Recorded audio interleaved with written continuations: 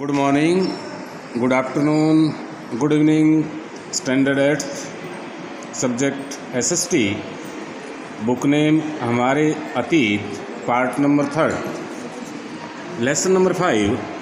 जब जनता बगावत करती है 1857 और उसके बाद अपने अधिकारों के लिए लोग, आम जनता जब खड़ी हो जाती है तो उसका परिणाम भविष्य में सुखद होता है। बहुत ही मोस्ट इम्पॉर्टेंट लेसन है जो आप रीड करने जा रहे हैं। अपने अधिकार की लड़ाई लड़नी पड़ती है। यहाँ पर बहुत से समाज ने, किसानों ने, मज़दूरों ने अनेक प्रकार के जब आंदोलन किए तब उनके हक मिले, उसके बारे में है।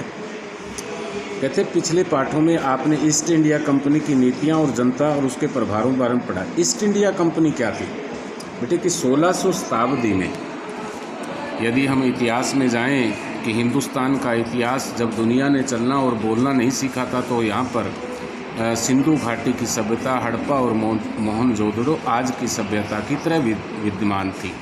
आपने कभी तक्षशिला का नाम सुना होगा कि लोग विदेशों से हमारे देश में पढ़ने के लिए आते थे। उसके बाद आर्य आए, उसके बाद चोल वंश हुआ, समुद्रगुप्त हुआ, और उसके बाद एक ऐसा काल आया कि सोमनाथ के मंदिर पर जब मुसलमानों ने हमला किया, मोहम्मद गजनी और गोरी ने, तो उसके बाद जो ये भारत के अंदर छोटे छोटे राज्यों के, रियासतों के राजा थे जो आपस में लड़ते रहते थे, उसका फ़ायदा उठाकर मुग़लों ने यहाँ पर कई वर्षों तक शासन किया, जिसमें बाबर का नाम है, औरंगज़ेब का नाम है, और लास्ट में आपका बहादुर शाह जफ़र का नाम आता है, अकबर का नाम आता है। लेकिन 1600 ईस्वी तक ये मुग़ल साम्राज्य भी बहुत कमज़ोर हो गया और यहाँ पर ईस्ट इंडिया कंपनी यानी कि कुछ अंग्रेज़ व्यापार करने के लिए आए और इस देश के हालात को देखते हुए उन्होंने आहिस्ता आहिस्ता काम किया, आए थे व्यापार करने के लिए। उसके बाद इस देश के वो कर्ता और धर्ता बन बैठे। देसी रियासतों के राजा, एक ने अंग्रेज़ का साथ दिया, दूसरे को हराया, दूसरे ने अंग्रेज़ों का साथ दिया, तीसरे को हराया। इस प्रकार इस भारतवर्ष में 1857 तक आते आते पूरे भारतवर्ष के भूभाग पर लगभग उन्होंने अपना शासन व्यवस्था को भी स्थापित कर लिया। आगे कहते हैं कि नवाबों की छिनती सत्ता की 18वीं सदी के मध्य ही, 18वीं शताब्दी अंडरस्टूड आ गए थे, जिसको 1857 तो आगे आएगा। राजा और महाराजा होते हैं। अभी राजस्थान में आपने देखा होगा कई बार ये किलों का निर्माण किया गया, महलों का निर्माण किया गया। तो पुराने ज़माने में ये राजा लोग थे, नवाब थे, तो ये क्या करते थे, अपने महल और किले ही बनाते थे। आम जनता की तरफ इनका कोई ध्यान नहीं था, बहुत ही कम ध्यान था। बहुत सारे स्थानीय शासकों ने अपने हितों की रक्षा के लिए कंपनी के साथ बातचीत भी की। उदाहरण के लिए झांसी की रानी लक्ष्मीबाई चाहती थी कि कंपनी उसके पति की मृत्यु के बाद उनके गोद लिए हुए बेटे को राजा मान ले। आपने पता है कि 1857 में पहली बार हिंदुस्तान के लोगों ने विद्रोह किया, जिसमें मंगल पांडे एक सैनिक था।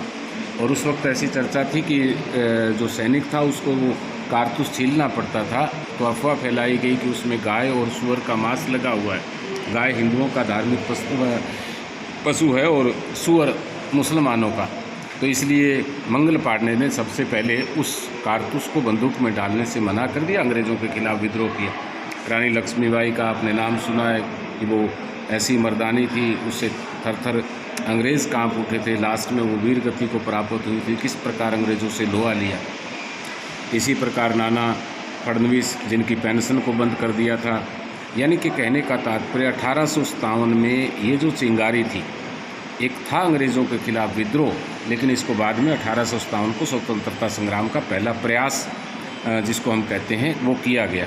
लेकिन अंग्रेज़ों के पास अच्छे हथियार और भारत की एक यूनिटी के अनुसार ना लड़ना, बहुत से देसी रियासतें जो हमारे देश की थी, गद्दारों ने अंग्रेज़ों का साथ दिया। 1857 का जो संग्राम था वो फेल हो गया और फिर 1947 में देश आज़ाद हुआ। तो ये बीच की कड़ी। कहते हैं किसान और सिपाही, गाँव में किसान और जमींदार भारी भरकम लगान और कष्ट वसीले तौर तरीकों परेशान थे। बहुत सारे लोग महाजनों से लिया हुआ कर्ज नहीं लौटा पा रहे थे, इसके कारण उनकी पीढ़ियाँ पुराने ज़माने आज से, जो किसान की दुर्दशा आज भी दिक्कत है और पुराने ज़माने में तो दिक्कत थी, अंडरस्टूड है। तो कंपनी के तहत काम करने वाले भारतीय सिपाहियों में असंतोष की वजह थी, वे अपने बहुत वेतन भत्तों, सेवा शर्तों के कारण परेशान थे। यानी कि जो भारतीय सिपाही थे उनको कम वेतन मिलता था और ज़्यादा समय देना पड़ता था। अनेक प्रकार की सुविधाएं सिर्फ अंग्रेज़ सिपाहियों को थी, भारतीयों को नहीं थी। तो एक भेदभाव था, इससे वो परेशान थे। यहाँ पर कहते हैं, कल्पना कीजिए कि आप कंपनी की सेना में सिपाही और आप नहीं चाहते कि आपका भतीजा कंपनी की फ़ौज में नौकरी करे, आप उसे क्या कारण बताएंगे?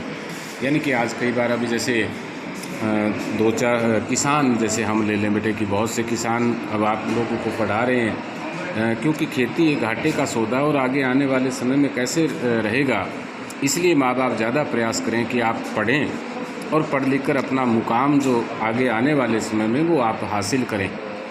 और इसी प्रकार बहुत सी ऐसी सर्विस है कि माँ बाप वहाँ नहीं चाहते कि वो इस प्रकार की सर्विस में जाएं। क्यों? क्योंकि उस ज़माने में कंपनी की नौकरी करने वालों के साथ भेदभाव होता था। सुधारों की प्रतिक्रिया। अंग्रेज़ों को लगता था भारतीय समाज को सुधारना जरूरी है। सती प्रथा को रोकने, विधवा विवाह को बढ़ावा देने के लिए कानून बनाए गए। कुछ ऐसी कृतियाँ थी। राजा राम मोहन राय ने एक आंदोलन चलाया, सती प्रथा। सती प्रथा क्या थी कि यदि कोई व्यक्ति अचानक उसकी मृत्यु हो जाती थी, सपोज करो कि शादी के 2 साल बाद में, 3 साल बाद, 4 साल बाद में, तो उसकी पत्नी को भी जिंदा जला दिया जाता था। इसे सती प्रथा कहते हैं। विधवा विवाह को बढ़ावा। अब इसी प्रकार की किसी लड़की की शादी हुई और साल और 2 साल के बाद में अचानक किसी उसके हस्बैंड की मृत्यु होगी तो उसे अनुमति नहीं थी विधवा विवाह करने की।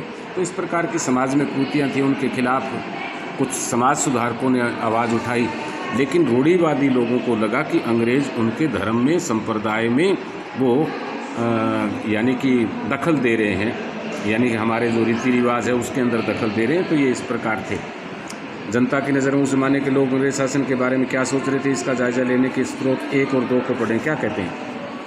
यह महाराष्ट्र के गांव में रहने वाले ब्राह्मण विष्णु भट्ट गोडसे द्वारा लिखित पुस्तक साझा प्रयास। कुछ अंश विष्णु भट्ट और उसके चाचा मथुरा में आयोजित किए जा रहे एक यज्ञ में भाग लेने के लिए लिखते हैं। विष्णु भट्ट लिखते, रास्ते में उनकी मुलाकात कुछ सिपाहियों से हुई जिन्हें सलाह दी थी कि वापस लौट जाएं, क्योंकि 3 दिन के भीतर चारों तरफ कोहरम मच जाएगा। सिपाहियों ने जो कहा वह इस प्रकार था। अंग्रेज सरकार हिंदुओं और मुसलमानों को धर्म को नष्ट करने पर आमदा है। उन्होंने 84 नियमों की सूची बनाई। कलकत्ता में सारे राजा राजकुमार मौजूद में इसका ऐलान कर दिया। उन्होंने बताया कि राजा इन नियमों को मानने के लिए तैयार नहीं है। उन्होंने अंग्रेजों को घातक परिणाम की चेतावनी दी। राजाओं ने कहा कि अगर ये नियम लागू किए गए भारी उथल पुथल मच जाएगी। कि राजा भारी गुस्से में थे, राजधानियों को लौट गए। तमाम बड़े लोग योजनाएं बना रहे। धर्मयुद्ध के लिए तारीख कहेगी कि सेठ मेरठ की छावनी में गुप्त योजना तैयार करके विभिन्न छावनियों में भेज दी गई। अंडरस्टूड है कि जिस प्रकार आजकल आंदोलन होते थे, इसी प्रकार अंग्रेजों ने भी कुछ आंदोलन से कुछ नियम बनाए जो राजाओं महाराजाओं ने मानने से मना कर दिया। जल्दी हर टुकड़ी में उत्तेजना चाहिए। उस दौर में एक झलक सूबेदार सीताराम पांडे के समय मिलती है कि सीताराम पांडे 1812 में बंगाल नेटिव आर्मी सिपाही के तौर पर भर्ती किया गया। उन्होंने 48 साल की नौकरी की। 1860 में जब वो सेवा में निवृत्त हुए तो उन्होंने बगावत को दबाने में अंग्रेज़ों की मदद की। हालांकि उनका बेटा भी विद्रोहियों के साथ था। अंग्रेज़ों ने उसे सीताराम की आंखों के सामने मार डाला था। अपने सेवानिवृत्ति का मतलब नौकरी करने के बाद में आप कहते हैं कि रिटायरमेंट देना। कमान अफसर नारगेट ने उन्हें अपने संग लिखने के लिए प्रेरित। सीताराम ने 1861 में अवधी भाषा में लिखा कि नारगेट ने अंग्रेजी में अनुवाद किया और फ्राम सिपाही टू सूबेदार, सिपाही से सूबेदार तक के नाम से प्रकाशित कराया। क्या था? मेरा मानना कि अवध पर हुए कब्जे में सिपाहियों के भीतर गहरा विश्वास बढ़ गया था और वे सरकार के खिलाफ साजिश रच रही हो। अवध के नवाब और दिल्ली बादशाह के नुमाइंदों ने सेना की नब्ज़ जानने के लिए पूरे भारत में भेज दिया। उन्होंने सिपाहियों की भावनाओं को और बढ़ा दी। सिपाहियों को बताया कि विदेशियों ने बादशाह के साथ कितना बड़ा धोखा किया, 1000 झूठ गढ़ डाले। सिपाहियों को अपने मालिक अंग्रेज़ों के खिलाफ बगावत करने के लिए उकसाया गया ताकि दिल्ली में बादशाह को दोबारा गद्दी पर बैठाया जा सके। उनकी दलील थी अगर सिपाही मिलकर काम करें इन सुझावों को अमर सेना ऐसा कर सकती है। यानी कि मुगल बादशाह अब मेरठ में विद्रोही सिपाही अफसरों को हमला करते हैं, उनके घरों में घुस जाते और इमारतों में आग लगा देते थे। अब जैसे मैंने मंगल पांडे के बारे में आपको बताया था। शौक इसी प्रकार हर एक रेजिम कुछ लोगों ने नई राइफल का इस्तेमाल तरीका बताने के लिए अलग अलग छावनियों में भेजा। इन लोगों को समय सिपाहियों को प्रशिक्षण दिया। इस दौरान न जाने कहाँ से खबर फैल गई कि इन राइफलों में इस्तेमाल होने वाले कारतूसों पर, जो हमने पहले चर्चा की, गाय और सूअर की चर्बी का लेप है। हमारी रेजिमेंट के लोग दूसरे लोगों को लिखकर यह खबर भेजने लगे कि जल्दी हर एक उत्तेजना का माहौल बन गया। कुछ लोगों ने कहा कि उनकी 40 साल की नौकरी में सरकार को उनके मजहब, यानी कि यदि गाय का मांस लगा और यदि हमें छीलना पड़ेगा तो वो हमारे धर्म पे सीधी चोट है। इसी प्रकार मुसलमानों ने, तो जैसा ये हमने जिक्र किया था, तो तभी से ये आंदोलन, इसमें सेना ने भी भाग लेना शुरू कर दिया, इसमें राजाओं ने भाग लेना शुरू कर दिया, इसमें किसानों ने भाग लेना शुरू कर दिया और ये पूरा एक मज़दूरों ने भाग लेना शुरू कर दिया। हर कोई चाहता था कि अंग्रेज़ों को यहाँ से अब खदेड़ा जाए। अंग्रेज़ हमारे देश पर कब्जा करना चाहते हैं। सैनिक विद्रोह जन विद्रोह बन गया। यद्यपि शासक और प्रजा के बीच संघर्ष कोई अनोखी बात नहीं होती, लेकिन कभी कभी ये संघर्ष इतने फैल जाते हैं कि राज्य की सत्ता छिन्न भिन्न हो जाती। आपने बहुत सी क्रांतियाँ देखी होगी, रूस की क्रांति और क्रांति। तो ये अंग्रेज़ों के खिलाफ भी एक बहुत बड़ा प्रयास था इस विद्रोह का। तो ये विद्रोह तक आप पढ़ेंगे, मेरठ से दिल्ली तक इसको भी आपने बगावत फैलने लगी किसके खिलाफ? अंग्रेज़ों के खिलाफ। तो यहाँ पढ़ने के बाद में जो आगे का है, कंपनी का पलटवार या अंग्रेज़ों ने किस प्रकार इस विद्रोह को दबाया, आप देखते हैं कि दिल्ली का लाल किला कब्जा किया हुआ था, किस प्रकार आगजनी हुई, रानी लक्ष्मीबाई के हार कैसे हुई, नाना फडणवीस ने हथियार कैसे डाले, या सेना के द्वारा विद्रोह किया गया था तो वहाँ पर क्या हुआ। तो कंपनी का पलटवार ये हम कल वाले वीडियो में पढ़ेंगे। यहाँ तक आपने कंप्लीट करना है। Thank you all of you.